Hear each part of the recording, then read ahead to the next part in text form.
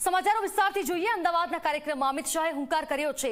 2024 બાદ પણ દેશના પ્રધાનમંત્રી નરેન્દ્ર મોદી જ રહેવાના છે। આ હુંકાર અમિત શાહે કર્યો। આગામી લોકસભામાં ભાજપની ભવ્ય જીત નક્કી છે। અમિત શાહે આ દાવો કર્યો છે। 24 થી લઈને 29 સુધી દરેક ગરીબોને મફત અનાજ મળી રહેશે। તો 2024 મુદ્દે અમિત શાહે હુંકાર કર્યો છે। કહ્યું છે કે 2024ની ચૂંટણીમાં પ્રધાનમંત્રી નરેન્દ્ર મોદી જ બનશે અને દેશનો ઉત્તરોત્તર આ જ પ્રકારે વિકાસ કરવામાં આવશે। 24 થી લઈને 29 સુધી દરેક ગરીબોને મફત રાશન મળી રહેશે।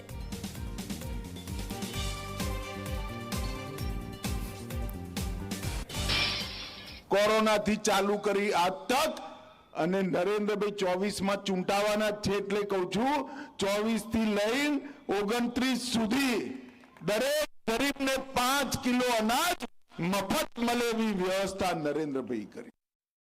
કોરોનાથી ચાલુ કરી આ તક અને નરેન્દ્રભાઈ 24માં ચૂંટાવાના છે એટલે કહું છું 24 થી લઈને 29 સુધી દરેક ગરીબને 5 કિલો અનાજ મફત મળે એવી વ્યવસ્થા નરેન્દ્રભાઈ કરી।